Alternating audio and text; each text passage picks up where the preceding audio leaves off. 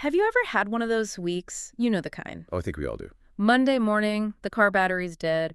Tuesday, your boss is just in a mood and it's all coming your way. Yep. And then Wednesday, an unexpected bill shows up that just completely wipes you out. By Friday, you just feel like the universe has you in its sights. Like you're being singled out? Exactly. It feels like life is happening to you, like you're just standing there getting pelted. It's that universal human complaint, isn't it? We Right. feel like leaves just blowing in the wind of circumstance. We feel fragile. Totally. But today, we are going to look at a body of work that claims that win. We're actually generating it ourselves. Ah. We're diving into the idea that the external world, that boss, those bills, all that bad luck, is actually, well, a mirror of what's going on inside of us. And that is a really confrontational idea. Hmm. It's not a comforting hug. It's more like a wake-up call. It's a philosophy that just refuses to let you play the victim. It really is. We are doing a deep dive into the works of James Allen. Now, most people know him for As a Man Thinketh. It's a classic, maybe the grandfather of the whole self-help genre. For sure. But for this deep dive, we're not stopping there. We've gone through his denser works, from Poverty to Power, The Life Triumphant, and The Mastery of Destiny. He was writing at the turn of the 20th century, but the system he lays out, it's surprisingly rigorous. That is the perfect word. Rigorous. I think people often mistake James Allen for just a positive thinking guy. Just smile and manifest good things. Right. But that's not it at all. Allen treats the mind like a laboratory. He's trying to present a science of the soul. So our mission today is to really get to the bottom of his core argument, that thought is the master weaver of destiny. Okay, so let's unpack that. And let's start with the heavy stuff. Right out of From Poverty to Power, Allen tackles the biggest question first. Suffering. Why is it there? Is it random? Is it some kind of punishment? Because it certainly feels like punishment sometimes. It really does. And this is where Allen immediately just challenges our default setting. We see suffering as an intruder, something foreign that shouldn't be there. Right. Allen argues that evil, or suffering, is actually a corrective experience. He even calls it a shadow we create by intercepting our own light. He uses a really specific analogy for this that I found so helpful, the child and the candle. Yes, it's a perfect illustration of his whole view on ignorance versus knowledge. So the story he tells is there's this child who cries every single night to play with the candle flame. The mother keeps stopping him, keeping him safe. Right. But one night, she looks away for a second. The child grabs for the flame, gets burned, and of course screams. But, and this is the key part, the child never wants to play with the candle again. Exactly. The pain taught the child the nature of fire. It was a lesson in the law of things. And Allen's argument is that adults are just older children. We suffer because we're ignorant of the laws of life. We keep touching the flame. We keep touching the flame over and over, whether that flame is greed or anxiety or vanity, and then we cry about the burn. Okay, but I have to push back a little here. It's easy to see that with something like greed. If I gamble my money away and lose it all, okay, I get burned. That makes sense. Sure. But what about random tragedy? I mean, if I get rear-ended by a drunk driver or I get a terrible diagnosis, is Allen saying that's my ignorance too? That sounds a lot like victim blaming. And it's a harsh pill to swallow. To our modern ears, it sounds incredibly unfeeling.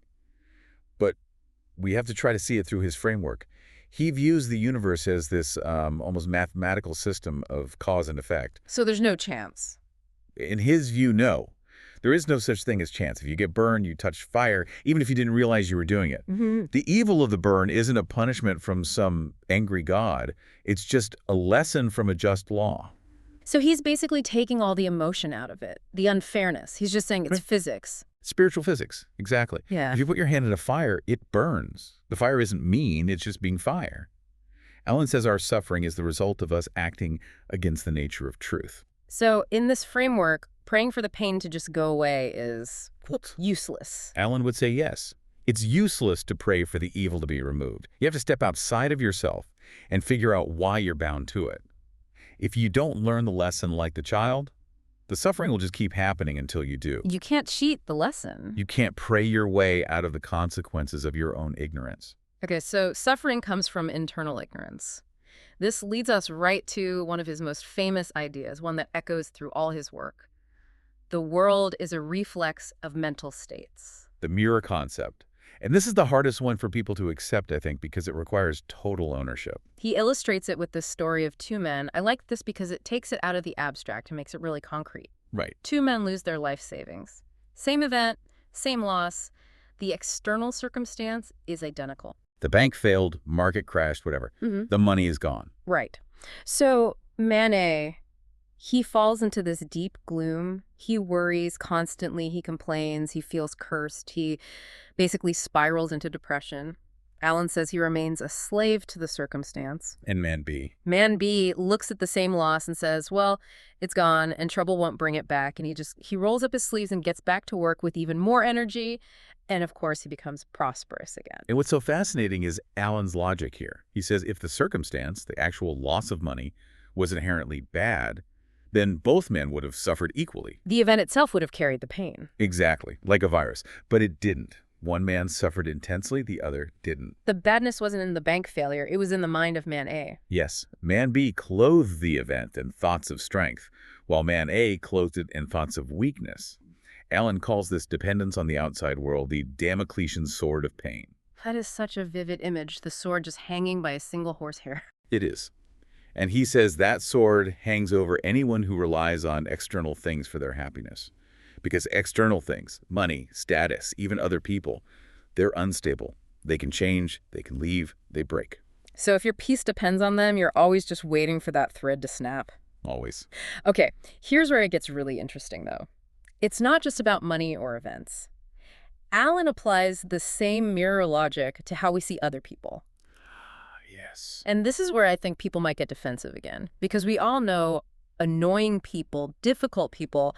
Are you telling me they're a reflection of me? This is the part that makes everyone uncomfortable. But yeah, yes. That's his argument. He says, the suspicious believe everybody to be suspicious. And the liar feels pretty secure that nobody else is being truthful. Alan is saying we literally project our own internal state onto the world. We don't see the world as it is. We see the world as we are. So if I'm an envious person, you interpret every glance from a coworker as envy. You think they're plotting against you because, well, that's what you would do. And on the flip side, the honest person. If you're honest and trusting, you genuinely don't get why someone would be suspicious of you. You just assume everyone else is like you. He takes that old saying, birds of a feather flock together, and basically turns it into a metaphysical law. It's not just that we hang out with people who are like us. It's that we literally attract what we are. Your world is a reflex of you. That's the core thesis. If you want kindness, you have to be kind. If you want truth, be true. You can't cheat it. You can't be internally bitter and expect to attract a world of sweetness. It violates the physics of the mind, according to Alan. So if we accept this, that we are creating our reality, or at least our experience of it through our thoughts, the big question is, how do we stop making a mess of it? How do we fix the machine? Because my internal machine produces a lot of junk sometimes. Mine too. Anxiety, frustration, doubt. And this is where we turn to the mastery of destiny. This is where Alan pivots from the what to the how, and he introduces a concept I really love, the divine scientist. I loved that comparison. Comparing a person studying their own mind to a natural scientist studying matter. Right. Think about a chemist in a lab. If they mix two chemicals and they explode, they don't get angry at the chemicals. They don't scream, why did you do this to me? Exactly. They don't take it personally. They just observe it, they understand the law behind that reaction, and then they use that law to get the result they want next time. But we don't do that with our emotions. We get angry at our own explosions. We do. Alan says we need to be that objective with our own thoughts. We have to stop reacting emotionally to our own failures and start analyzing them. Treat our anger or our fear as data. He actually gives us a 5-step process. It's surprisingly structured for this kind of work. So if someone wants to actually do this, what's step 1? It starts with, and this is tough, self-analysis. It's just brutal honesty. You have to look at your mass of desires without flinching. Yeah. You have to admit what's actually driving you. Not what you think should be driving you. No, what actually is. Is it your ego? Is it the fear of looking bad? Is it greed? That is way harder than it sounds. We lie to ourselves constantly. We do. But the scientists can't lie about the data. So step 2 is separation. Separating the animal from the divine. Right. In his language, the animal is basically any selfish, chaotic, or destructive thought. The divine are the thoughts that are true, unselfish, enduring. You have to label them. This thought right here, that's animal. That's just my ego. This one, That's divine. That's truth. Okay, so you label the samples. Step 3 is adjustment. This is the active part. You don't just watch the bad thoughts go by, you deny them. You actively align your conduct with what you now know is true. So if you identify a thought of envy, you actively, consciously adjust your mind toward a thought of goodwill. And then comes practice, and finally, knowledge. And he's really clear that knowledge here isn't just reading a book or, listening to this deep dive. It's proving the law through your own experience. You know fire burns because you felt it. In the same way you know that patience brings peace because you practiced it and you actually felt the peace. It becomes a fact, not a theory. It becomes your reality. He makes a really crucial distinction here between head belief and heart belief. I think this explains why so many New Year's resolutions just fail. This is so vital. Alan says you can believe a philosophy intellectually.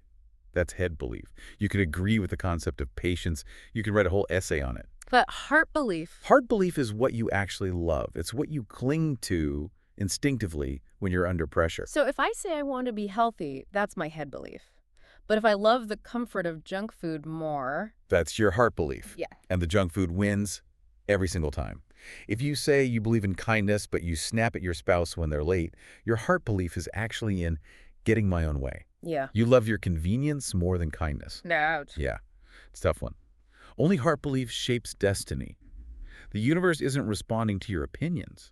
It's responding to your character. That is a heavy realization. We are what we love, not what we say we love. So to change that heart belief, we have to go even deeper. In The Life Triumphant, Alan talks about finding a place to stand to do this work. He calls it the divine center. He describes it as this motionless center inside the heart, a place of total silence and strength. Think of a wheel. The rim is spinning like crazy. That's our daily life, the anxiety, the noise. The chaos. Right. But the center of the axle, it's motionless, is what holds the whole thing together. Alan says we need to live from the axle, not the rim. He uses some pretty heavy religious imagery here, the temple of the soul, the Christ within. But it seems like he's applying it psychologically, not dogmatically. Absolutely. When he talks about driving the money changers out of the temple, he's talking about purging the mind. The money changers are our selfish desires, the parts of us that are always bargaining with life, trying to get a good deal. Seeking pleasure, avoiding pain. At all costs. And this leads to what he calls the battle of the two masters. The prince of this world versus the Father God. But again, if you just strip away the theology and look at the psychology, the prince of this world is the self, the ego. Those weapons are things like passion, pride, greed, vanity. And the other master is truth. Yes. And truth's weapons are gentleness, patience, purity, sacrifice. And Alan is crystal clear. You cannot serve both. You are either operating from your ego, what do I get? Or from truth, what is right. You can't just toggle back and forth and expect to find peace. He says something about courage here that I thought was so profound. He compares the soldier to the sage. Right. We think of the soldier as the height of bravery. Of course. But Alan flips it. He says it takes animal courage to face bullets in a battle. Adrenaline, instinct, the noise, it all helps push you forward. But it takes divine courage to face the beasts raging inside your own heart. The silent battle. Exactly. To just sit quietly in a room and face your own jealousy, your own greed, your own inadequacy, and not blink. Not distract yourself with your phone or a drink. That takes a kind of heroism most people avoid their entire lives. It's the difference between fighting an enemy you can see. And fighting the enemy that is you. And that enemy is tricky. It lies to you. It tells you your anger is righteous indignation or your gossip is just venting. It protects itself. It does. Okay, so let's get practical. We have the theory. We have the system. In The Mastery of Destiny, Alan basically gives us a checklist for this battle. He lays out the body of desire versus the body of truth. If we want to move from the animal to the divine, what do we need to drop? This is the roadmap. He says to achieve the immortal man, his term for someone living in truth, you have to systematically abandon the 10 elements of desire. And the list is pretty scathing. Lust, hatred, avarice, self-indulgence, self-seeking, vanity, pride, doubt, dark belief, and delusion. And you replace them with the 10 qualities of truth. Purity, patience, humility, self-sacrifice, self-reliance, fearlessness, knowledge, wisdom, compassion, and love. You know, humility and purity are words you just don't hear much in modern self-help. It's all about empowerment and hustle and crushing it. That's the disconnect. Alan would probably say hustle often comes from avarice or vanity that need to be seen as successful. But look at fearlessness on his list. True fearlessness, he argues, comes from purity. How so? If you have nothing to hide and nothing to protect, no ego to defend, no fragile image to maintain, what is there to be afraid of? If you are truly humble, no one can humiliate you. You're invincible in a way. So what does this actually look like in our day-to-day lives? Because Alan makes it clear this isn't about becoming a monk in a cave. It's about abandoning the lust for enjoyment, not enjoyment itself. That's the key distinction. It's about attachment. If you need that fancy dinner to feel happy or important, you're a slave to it. If you can enjoy the dinner, but be just as content with a simple meal, then you're free. You're a master. Okay, let's apply this. I'm stuck in traffic, or I get a really rude email from a coworker. The body of desire wants to react, right? Anger, self-seeking, maybe a little revenge fantasy. Exactly. The ego screams, how dare they treat me this way? Don't they know who I am? So what does the divine scientist do in that moment? How do we use Alan's tools right there? The divine scientist applies what Alan calls the law of non-resistance. This is huge for him. You don't fight evil with more evil. You see the rude person not as an enemy, but as a test or a mirror. A mirror. Even the rude guy is a mirror. Especially the rude guy. If their rudeness makes you angry, the anger is yours. It just revealed a weak spot in your own armor, a lack of patience, maybe an inflated sense of self-importance. So if you were perfectly humble, their rudeness wouldn't even touch you. You just see it as their problem. But because it hooked you, it revealed something in you that needs work. So you use the rude email as an opportunity to practice divine patience. You respond with gentleness. You dissolve the conflict instead of feeding it. You can almost thank the universe for the opportunity to strengthen your patience muscle. And Alan's claim is that this actually leads to better external results, too. It's not just about being a doormat. Oh, far from it. He says the man who governs himself governs his life. I mean, think about it. Who do you want on your team? The person who explodes at every little thing, or the person who is calm, efficient, and kind, even under pressure? The calm one, always. Right. So virtue leads to success. The complainer, as he calls them, commits soul suicide. They repel success with their very attitude. They're broadcasting a signal of, I am a victim, and the world just treats them accordingly. Soul suicide, he does not mince words. He never does. He believes every complaint just kills a part of your potential.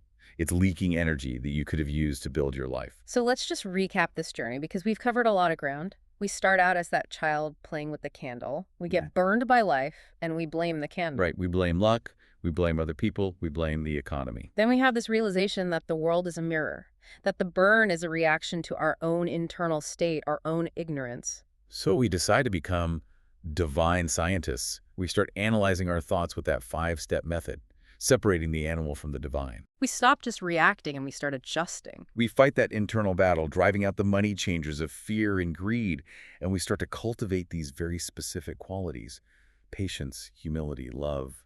And the result of all that work is destiny. Not a destiny that's written in the stars for us, but a destiny that we weave thread by thread with our own daily thoughts and actions.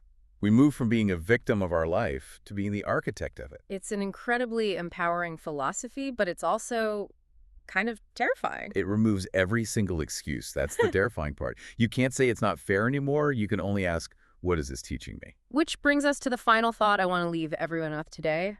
It's from The Mastery of Destiny. And it's something to really chew on as you go about your week. What is it? Alan suggests that if you are truly the master of your fate, then every single thing that happens to you, good and bad, is something you have attracted and something you require for your growth. Wow. So that means the flat tire is yours, but the promotion is yours too. Exactly. The heartbreak, the lottery win, it's all part of your curriculum. So the question is, are you brave enough to accept total responsibility for your life starting today? That is the question. Thanks for joining us on this deep dive into the mind of James Allen. We'll see you next time.